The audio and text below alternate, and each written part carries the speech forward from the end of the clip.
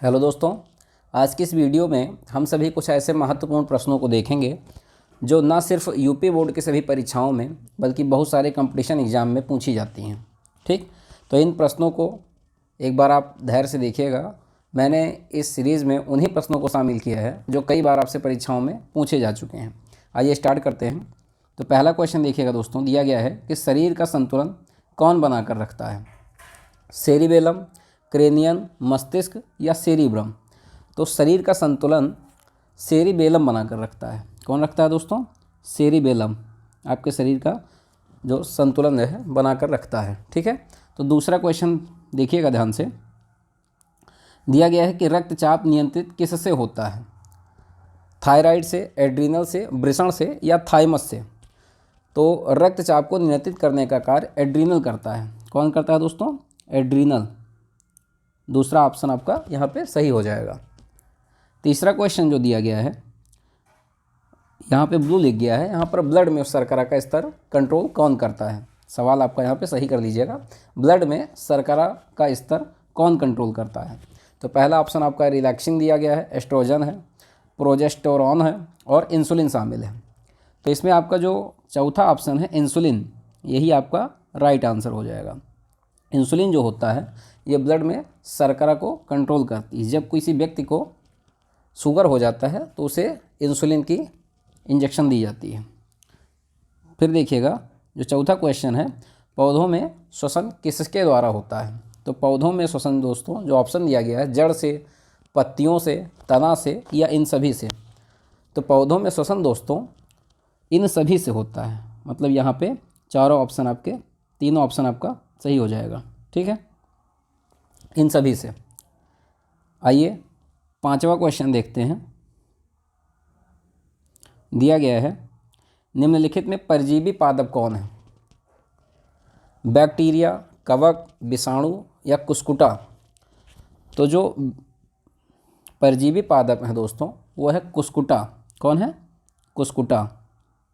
यह आपका परजीवी पादप है। छठवां क्वेश्चन देखिएगा, ऑक्सीजन में मतलब प्रकृति में ऑक्सीजन का संतुलन कैसे बना रहता है? तो प्रकृति में ऑक्सीजन का संतुलन अपघटन द्वारा, प्रकाश संश्लेषण द्वारा, संयोजन क्रिया द्वारा या कोई और कार्य, इनमें से कोई नहीं।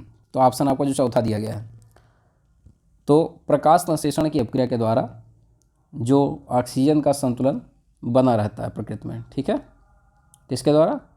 प्रकाश संश्लेषण के द्वारा। ठीक है, आइए सातवां प्रश्न देखते हैं। अम्ल का पीएच मान क्या होता है? तो अम्ल का पीएच मान जो दोस्तों होता है वो होता है 7 से कम। कितना होगा? 7 से कम। अगर अम्ल का पीएच मान 7 से अधिक हो जाए तो वह क्षारीय हो जाएगा, और अगर 7 से कम है, जैसे 6 है, 5 है, 4 है, तो वो कैसा हो जाएगा? अम्लीय हो जाएगा।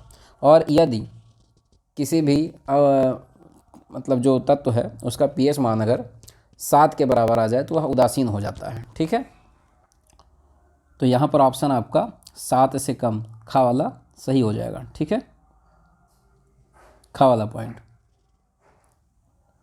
कवक में पोषण की कौन सी विधि है? कवक में पोषण की कौन सी विधि दी गई है? तो समभोजी, मृतजीवी, स्वपोषी, इनमें से कोई नहीं। तो दोस्तों इसमें हो जाता है मृतजीवी। कौन सा हो जाएगा? मृतजीवी। ऐसा ही 9 नंबर क्वेश्चन आप देखिएगा, कूटपाद किसमें पाया जाता है? तो अमीबा में, युगलिना में, पैरामीशियम में या इनमें से कोई नहीं? दोस्तों जो कूटपाद पाया जाता है ये अमीबा में पाया जाता है। किस में पाया जाता है? अमीबा में। 10 नंबर क्वेश्चन देखिएगा, किसकी उपस्थिति के कारण पौधे का रंग हरा होता है? फाइटोक्रोम, ल्यूकोप्लास्ट, क्लोरोफिल, इनमें से कोई नहीं। तो क्लोरोफिल के कारण दोस्तों जो पौधा होता है इसका कलर कैसा होता है? हरा होता है। यहाँ पे ऑप्शन आपका गा वाला सही हो जाएगा। 10 के बाद 11 नंबर क्वेश्चन देखिएगा, मैग्नीशियम किस में पाया जाता है? तो मैग्नीशियम दोस्तों किस में पाया जाता है पूछा गया है। तो मैग्नीशियम दोस्तों क्लोरोफिल में पाया जाएगा। यहाँ पे 4 ऑप्शन दिए गए, वर्णीय लवक में, लाल रक्त कण में, श्वेत रक्त कण में, लेकिन यहाँ पे मैग्नीशियम जो मिलेगा वो क्लोरोफिल में मिलेगा। ठीक है दोस्तों, ऑप्शन नंबर का आपका यहाँ पे सही हो जाएगा। 12 नंबर क्वेश्चन देखिएगा, प्रकाश संश्लेषण क्रिया किन में होती है? ठीक है, तो प्रकाश संश्लेषण क्रिया जो दोस्तों होती है वह परजीवियों में होती है या कवकों में होती है, जंतुओं में या हरे पौधों में? तो आप सभी को पता है कि प्रकाश संश्लेषण की क्रिया हरे पौधों के बीच में होती है। किसमें होती है? हरे पौधों में। ऑप्शन नंबर घ आपका यहाँ पे सही हो जाएगा।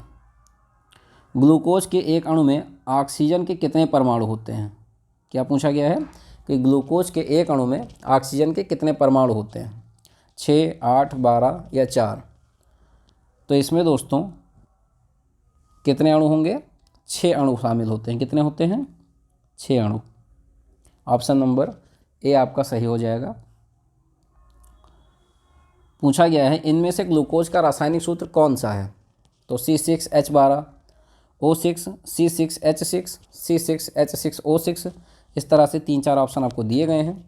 इनमें से आपको पता होगा कि जो ग्लूकोज का रासायनिक सूत्र होता है वह C6H12O6 होता है। खा वाला ऑप्शन आपका यहाँ पे सही हो जाएगा। ठीक है, 15 नंबर क्वेश्चन देखिएगा, मनुष्य के मुख गुहा में कितने जोड़े लाल ग्रंथियाँ पाई जाती हैं? मनुष्य के मुख गुहा में कितने जोड़े लाल ग्रंथियाँ पाई जाती हैं? तो दोस्तों यहाँ पर जो लाल ग्रंथियाँ पाई जाती हैं वो 3 जोड़े पाई जाती हैं। कितने? 3 जोड़े लाल ग्रंथियाँ पाई जाती हैं मनुष्य के मुख में। 16वां प्रश्न देखिएगा, पत्तियों में गैसों का आदान प्रदान कहाँ से होता है? पत्तियों में गैसों का आदान प्रदान कहाँ से होता है? तो ये रंध्रों के द्वारा होता है। किसके द्वारा होता है दोस्तों? रंध्रों के द्वारा। ऑप्शन नंबर ख आपका यहाँ पे सही हो जाएगा। फिर देखिएगा, कृत्रिम वृक्क किन अपशिष्ट उत्पादों को रुधिर से अपोहन द्वारा पृथक करता है? जो कृत्रिम वृक्क होता है वह अपशिष्ट पदार्थों को अपोहन के द्वारा कैसे पृथक करता है? तो ज़रा देखिएगा, इसका ऑप्शन जो दिया गया है नाइट्रोजन, कार्बन, ऑक्सीजन, इनमें से कोई नहीं। तो इसका जो दोस्तों आंसर हो जाएगा वो हो जाएगा नाइट्रोजन। ऑप्शन नंबर ए आपका यहाँ पे सही हो जाएगा। कौन सा? नाइट्रोजन सही है। अगला देखिएगा, मनुष्य में डायलिसिस थैली का क्या नाम है? डायलिसिस थैली का नाम पूछा गया है दोस्तों। नेफ्रॉन, न्यूरॉन, माइटोकॉन्ड्रिया, इनमें से कोई नहीं। तो यहाँ पर दोस्तों इसका आंसर हो जाएगा नेफ्रॉन। कौन सा? नेफ्रॉन आपका ऑप्शन सही हो जाएगा। फिर देखिएगा, पूछा गया है वृक्क किस जैव का हिस्सा है? वृक्क जो है वो किस जैव स्पेक्ट्रम का हिस्सा है? तो उत्सर्जन का, श्वसन का, पोषण का अथवा परिवहन का? तो ये दोस्तों उत्सर्जन का हिस्सा है। किसका है? उत्सर्जन का हिस्सा है वृक्क। अब देखिएगा 20वां क्वेश्चन, पूछा गया है कि निम्न में से कौन सी वृक्क संरचनात्मक और क्रियात्मक इकाई है? निम्न में से कौन सी वृक्क की संरचनात्मक और क्रियात्मक इकाई है? न्यूरॉन, नेफ्रॉन, ग्लोमेरुलस, निलय, 4 में से आपका कौन सा ऑप्शन सही है? तो दोस्तों यहाँ पर नेफ्रॉन जो है यही आपका ऑप्शन में सही हो जाएगा, नेफ्रॉन। ठीक है, ऑप्शन नंबर ख आपका सही हो जाएगा। फिर देखिएगा, स्पष्ट दृष्टि की न्यूनतम दूरी क्या होती है? तो ये आप सभी को पता होगा, स्पष्ट दृष्टि की न्यूनतम दूरी 25 सेंटीमीटर, 2.5 सेंटीमीटर, 25 मीटर या 2.5 मीटर। तो ऑप्शन आपका यहाँ पे का वाला सही हो जाएगा, 25 सेंटीमीटर होती है। कितनी होती है दोस्तों? 25 सेंटीमीटर। अगला क्वेश्चन देखिएगा, रेटिना पर किसी वस्तु का उल्टा तथा वास्तविक प्रतिबिंब किसके द्वारा बनता है? तो आपको यहाँ से एक ऑप्शन ऐसे ही मिल गया होगा कि रेटिना पर किसी वस्तु का उल्टा तथा वास्तविक प्रतिबिंब बनता है। पहली बात आपको ये क्लियर हो गई होगी।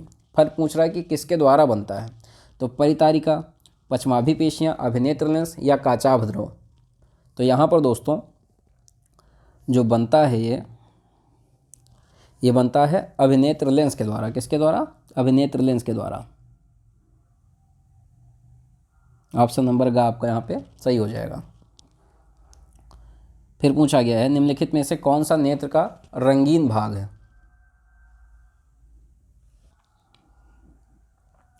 निम्नलिखित में से कौन सा नेत्र का रंगीन भाग है?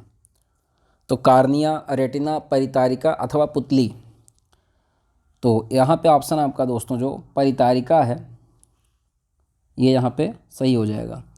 ये मानव नेत्र का रंगीन भाग है। ठीक है, अगला देखिएगा 24 नंबर क्वेश्चन, किसी वस्तु का प्रतिबिंब आँख किस भाग पर बनता है? किसी वस्तु का प्रतिबिंब आँख के किस भाग पर बनता है? क्वेश्चन ऐसा रहना चाहिए। तो ऑप्शन दिया गया है कार्निया, रेटिना, पुतली अथवा आइरिस। तो ये आप सभी को पता होगा कि जो प्रतिबिंब बनता है वह आँख के कहाँ पर बनता है? रेटिना पर बनता है। ऑप्शन नंबर ख यहाँ पे सही हो जाएगा। अब आप देखिएगा 25वां क्वेश्चन, आँखें कैसा व्यवहार करती हैं? अवतल दर्पण के जैसा, उत्तल लेंस की तरह, समतल दर्पण के जैसा, इनमें से सभी की तरह। तो ये उत्तल लेंस की तरह कार्य करती हैं। कैसे कार्य करती हैं? उत्तल लेंस की तरह। ऑप्शन नंबर ख आपका सही हो जाएगा। अब देखिएगा मानव नेत्र में कैसा लेंस पाया जाता है? तो उत्तल लेंस अभी पहले ही बता चुका मैं, तो यहाँ पर आपका ऑप्शन नंबर ए ही सही हो जाएगा, बाकी पढ़ने की ज़रूरत नहीं है। फिर देखिएगा जो 27वां क्वेश्चन दिया गया है कि मानव नेत्र में जो बिंदु प्रकाश के लिए सुग्राही नहीं है उसे कहते हैं अंध बिंदु, पीत बिंदु, दूर बिंदु अथवा निकट बिंदु। तो ये अंध बिंदु कहलाता है। क्या कहलाता है दोस्तों? अंध बिंदु। अगला क्वेश्चन देखिएगा, मानव नेत्र की रेटिना पर बनने वाला प्रतिबिंब होता है। तो जो प्रतिबिंब बनता है मानव नेत्र की रेटिना पर वह कैसा बनता है? आभासी होगा और सीधा होगा, वास्तविक होगा और सीधा होगा, वास्तविक और उल्टा होगा, या आभासी और उल्टा होगा? तो 28 नंबर का जो आंसर होगा दोस्तों वह वास्तविक और उल्टा हो जाएगा। कैसा बनेगा? वास्तविक और उल्टा। ऑप्शन नंबर ग आपका यहाँ पे सही हो जाएगा। फिर देखिएगा दोस्तों, पुतली के साइज़ को नियंत्रित करने वाला गहरा पेशीय डायफ्राम क्या कहलाता है? पुतली के साइज़ को नियंत्रित करने वाला गहरा पेशीय डायफ्राम क्या कहलाता है? तो ये दोस्तों परितारिका कहलाएगा, अभिनेत्र लेंस कहलाएगा, नेत्र पटल अथवा रेटिना कहलाएगा। तो ये दोस्तों क्या कहलाएगा? परितारिका कहलाता है। क्या कहलाता है? परितारिका। ऑप्शन नंबर आपका का वाला सही हो जाएगा। अगला देखिएगा, सिरका में कौन सा अम्ल पाया जाता है? तो सिरका में दोस्तों एसिटिक अम्ल पाया जाता है, आप ऐसे ही जानते होंगे। 4 ऑप्शन हालांकि यहाँ पे आपको दिया गया था, लैक्टिक अम्ल, मेथेनोइक अम्ल, साइट्रिक अम्ल या एसिटिक अम्ल। तो ऑप्शन नंबर घ वाला आपका यहाँ पे सही हो जाएगा। उम्मीद करता हूँ ये सीरीज़ आपको पसंद आई होगी। अगर वीडियो पसंद आया है तो अपने दोस्तों के साथ शेयर करिएगा। अगर चैनल पर नए हैं तो चैनल को सब्सक्राइब कीजिएगा। धन्यवाद।